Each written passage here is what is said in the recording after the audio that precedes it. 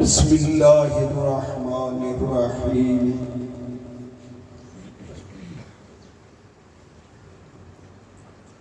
یا ایہا الذین آمنوا ادخلوا فی السلم کافہ ولا تتبعوا خطوات الشیطان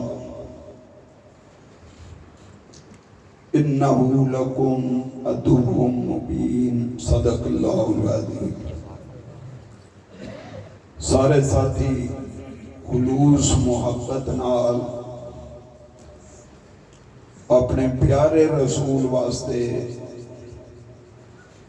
درود پاک پیار محبت نال پڑھو۔ اللہم صلی اللہ علیہ وسلم۔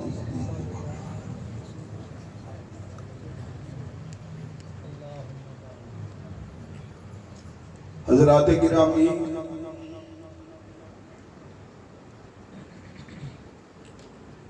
اصل بیان تو مہمان خصوصی کا ہونا ہے۔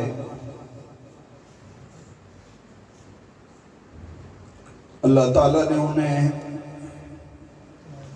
علم بھی دیا ہے اور آواز کی نعمت بھی دی ہے۔ خوبصورت آواز میں آپ کو اللہ کا قرآن سنائیں گے۔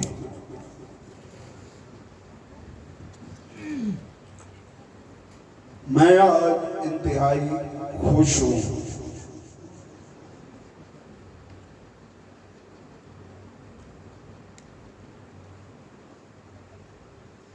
کہ اسلامی شادی اسلام کے مطابق ہماری تو زندگی اسی کام میں گزری ہے کہ اسلام ہو، اسلام ہو، اسلام ہو۔ ساری عزتیں اسلام میں ہیں۔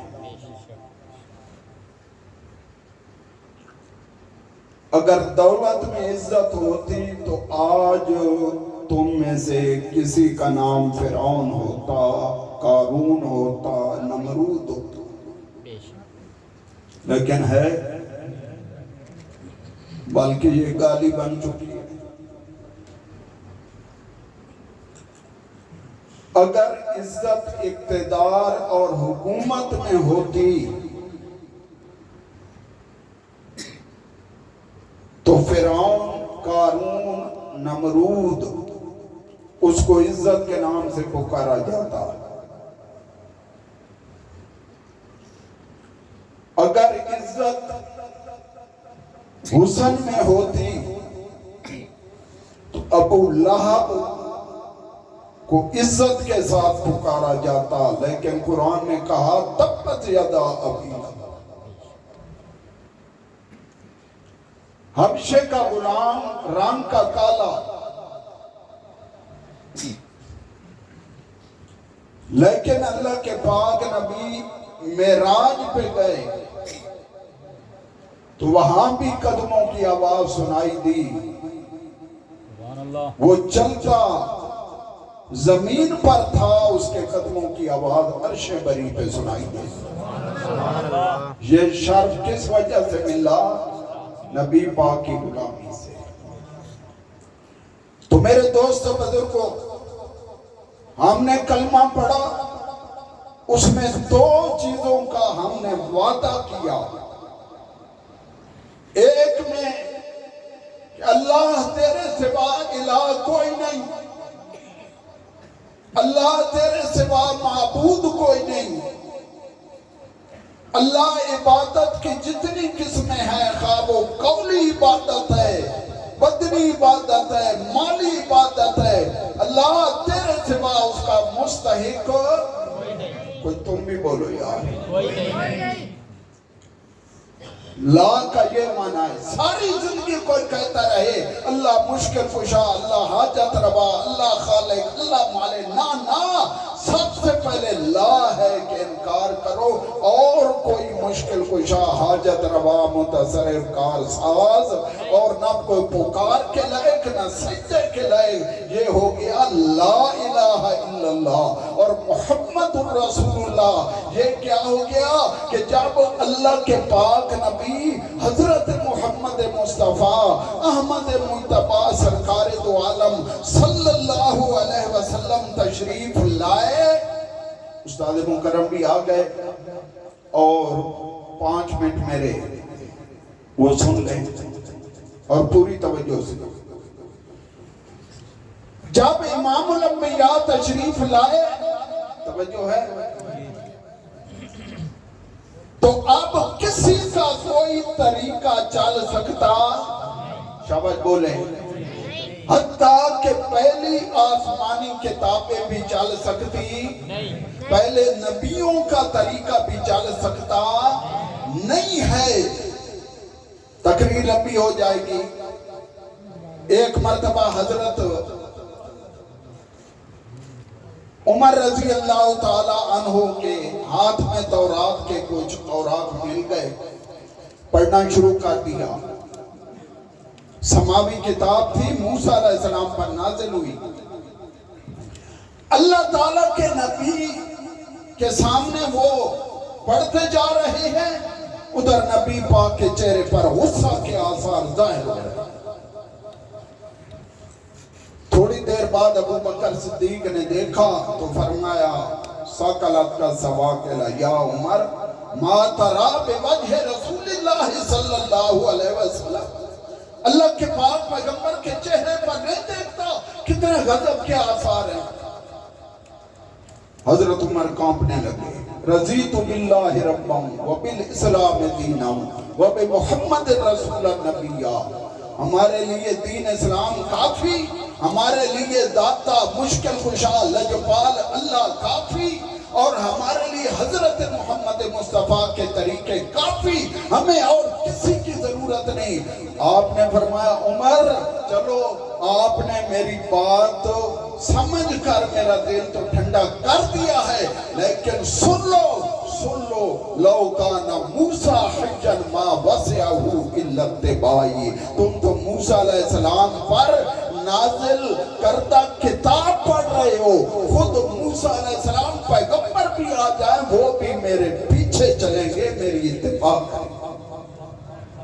ہم لاوا میں یہ دعوت دیتے ہیں کہ لوگوں تم مبارک والے ہو، تمہیں سارے نبیوں کا امام اس کی امت بنایا گیا ہے، لیکن کتنے ہم ناشکرے ہیں کہ ہم اس عظیم پیغمبر کے امتی ہونے کے باوجود ہم من گھڑت طریقوں پر چلتے ہیں، شیطان کے طریقوں پر چلتے ہیں، یہودیوں کے طریقوں پہ چلتے ہیں، عیسائیوں کے طریقوں پہ چلتے ہیں، اپنی ملت کو قیاس اقوام مغرب پہ نہ کر، خاص ہے ترکیب میں قوم رسول ہاشمی۔ لقد کان لکم فی رسول اللہ اسوۃ حسنہ۔ تو میرے دوستو بزرگوں، ہمارے نبی پاک کے طریقے صرف یہ نہیں ہے کہ انہوں نے ہمیں نماز روزہ حج زکوٰۃ سکھا دیا بس، نہیں، اسلام ایک مکمل ضابطہ حیات ہے۔ یہ مکمل ضابطہ حیات کو سمجھتے ہو کہ نہیں سمجھتے؟ یعنی یہ چند عقائد اور عبادات کا نام نہیں ہے، یہ ہماری ہر خوشی، ہر غمی، ہر دکھ، ہر سکھ، بازار کی زندگی، گھر کی زندگی، ہماری شادی، ہمارا مرنا، حتیٰ کہ بیت الخلاء سے لے کر حکومت تک کسی کو کوئی اختیار نہیں کہ اپنے طریقے اختیار کرے، اس میں نبی پاک صلی اللہ علیہ وسلم کے سنہری طریقے موجود ہیں۔ لقد کان لکم فی رسول اللہ اسوۃ حسنہ۔ دین اسلام وہ بالکل سیدھا جنت پہنچاتا ہے۔ ایک مرتبہ اللہ کے پاک نبی نے یوں سیدھی لکیر کھینچی اور ساتھ ساتھ چھوٹی چھوٹی لکیریں۔ صحابہ کرام نے فرمایا یا رسول اللہ یہ کیا ہے؟ آپ نے فرمایا یہ قرآن والا، یہ سنت والا، یہ میرا راستہ سیدھا جنت میں جاتا ہے، دائیں بائیں شیطان کے اڈے ہیں، کبھی برادری کے شکل میں وہ دین سے روکے گا، کبھی دوست کی شکل میں دین سے روکے گا، کبھی وہ سردار کی شکل میں دین سے روکے گا، کبھی وہ کسی صورت میں دین سے روکے گا۔ اس نے بڑے اڈے بنائے ہوئے ہیں اور چیلنج کر کے آیا ہے کہ میرے پروردگار جس انسان کی وجہ سے مجھے جنت سے نکالا ہے لَأُغْوِيَنَّهُمْ أَجْمَعِينَ، میں ان سب کو تیرا باغی بناؤں۔ چنانچہ آپ ہم میدان عمل میں ہیں، ایک طرف پیغمبر کریم کی سنتے ہیں، پیغمبر کریم کے طریقے ہیں، قرآن پاک ہے، اور دوسری طرف شیطان کے راستے ہیں۔ دو جماعتوں کی ٹکر لگی ہوئی ہے میرے دوستو بزرگوں، ہر طریقے میں، مرنے میں، پڑھنے میں، خوشی میں، غمی میں، ایک طرف شیطان کی جماعت کھڑی ہو جاتی ہے، ایک طرف رحمان کی جماعت اور نبی کے غلام کھڑے ہو جاتے ہیں۔ الحمدللہ الحمدللہ آج جس مجلس میں ہم بڑے عزت کے ساتھ اور بڑے فخر کے ساتھ بیٹھے ہیں، اس لیے یہ علماء کا گلدستہ بیٹھا ہے کہ یہاں پر ہم نے نبی پاک کی سنت کی لاج رکھی، ہم نے شیطان کو کچھ نہیں کیا، کیونکہ میرے مدنی کریم نے فرمایا میں گانے بجانے کو مٹانے کے لیے آیا ہوں۔ میرے مدنی کریم نے جس کا تم کلمہ پڑھتے ہو، کانوں میں بانسری کی آواز پڑی، آپ نے کانوں میں انگلیاں دے ڈالی اور اس راستے سے مخالف چلنا شروع کر دیا، اور ساتھ والے سے پوچھتے تھے ابھی آواز آ رہی ہے کہ نہیں؟ جب تک اس کی آواز آتی رہی آپ صلی اللہ علیہ وسلم نے کانوں سے انگلیاں، اور امت کیا کرتی ہے؟ ساری رات ڈھول تماشا، اور ہوتا کیا ہے؟ ڈھاب ڈھاب ڈھاب۔ بھائی اس میں سے کیا نکلتا ہے؟ بھائی شیطان کے سوا اور کسی کو خوش کرنے کا کوئی اور مسئلہ ہی نہیں۔ تو میرے دوست بزرگوں، ایک اور ڈیوٹی بھی ہے ہماری، ایک اور ڈیوٹی، ہمارے پاس حق ہے، اور جس کے پاس حق ہو اس کے پاس جھجک نہیں ہوتی، وہ ڈرتا نہیں ہے۔ ہمارے پاؤں مضبوط ہیں، ہم نبی پاک کے غلام ہیں۔ ہمیں اگر کوئی آدمی شیطانی راستوں پر گھمنڈ کرتا ہے اور اعلانیہ کرتا ہے تو میں اپنے نبی کے طریقوں پر اعلانیہ کیوں نہ عمل کروں؟ اگر کوئی شیطان کا طریقہ نہیں چھوڑ سکتا تو میں اپنے محبوب کا طریقہ کیسے چھوڑوں؟ اس لیے میرے دوستوں بزرگوں، صاف سن لو، میں نبی پاک کا غلام ہوں۔ میرے ساتھ اگر کسی کا تعلق ہے تو نبی پاک کی غلامی کی وجہ سے ہے، اگر نبی پاک کی غلامی نہیں ہے تو میرے ساتھ کوئی تعلق نہیں۔ وَنَتْلَوْ کو میں یغفرو ہر وقت دعائے قنوت میں پڑھتے ہو، اور ہمیں حکم ہے کہ جو دین کا نہیں، جو نبی کا نہیں، جو قرآن کا نہیں، جو سنت کا نہیں، جو اپنا خیر خواہ نہیں، وہ تمہارا خیر خواہ کیسے ہو سکتا ہے؟ اس لیے میرے دوستو بزرگوں، میں ایک اعلان کرنے لگا ہوں، جس شادی میں شیطان کو خوش کیا جائے گا، ڈھول تماشا ہوگا، گانا بجانا ہوگا، مجھے اس شادی میں مت دعوت دینا۔ میں اس میں لعنت بھیجتا ہوں جو میرے پیغمبر کا سینہ دکھائے۔ میرا پیغمبر تو کانوں میں انگلیاں دے کے راستہ بدل دے اور میں اس محفل میں شریک ہوں، میری زندگی پہ لعنت ہے۔ اور آپ نے مسلمان ہونے کا ثبوت دینا ہے، آپ نے محمدی ہونے کا ثبوت دینا ہے، آپ نے سینہ تان کر ثبوت دینا ہے کہ ہم محمد کریم کے غلام ہیں، ہمیں اس پہ فخر ہے، ہم شیطان کے غلام نہیں ہیں، ہم محمد کریم کے غلام ہیں۔ ہم سینہ تان کے اس لیے چلیں گے کہ ہم محمد کریم کے غلام ہیں۔ ہاں، جس دن مجھ سے کوئی محمد کریم کی غلامی میں کمی آئی میرا سر جھک جائے گا۔ मैं उस वक्त बेइज्जत हूँगा। इसलिए हम ऐसी शादियों में शिरकत नहीं करते जहाँ नबी पाक के दीन और नबी पाक का दिल दुखाया जाए। नबी पाक सल्लल्लाहु अलैहि वसल्लम ने फरमाया, अलगिनाउ युंबितुन निफाका, अलगिनाउ युंबितुन निफाका। मेरे दादे का कौल नहीं है, मेरे उस्ताद का कौल नहीं है, मेरे पीर का कौल नहीं है, मैं उसका कौल सुना रहा हूँ जहाँ फरिश्ते भी अदब के साथ आते थे। उसका कौल जिन्होंने सिफारिश कर दिया क़यामत के दिन, उसका कौल जिस दिन तुम भी कांप रहे होंगे और बहुत लंबा दिन होगा, उसकी सिफारिश से तुम्हारा हिसाब किताब होगा। मैं उसका कौल बड़ी जुर्रत से सुना रहा हूँ, अलगिनाउ युंबितुन निफाका, कि ये गाना बजाना दिलों में निफाक पैदा करता है। गाना बजाना दिलों में, नबी पाक का जो गुलाम होगा वो बुलंद आवाज से पढ़ेगा और जो शैतान का साथी होगा वो चुप रहेगा।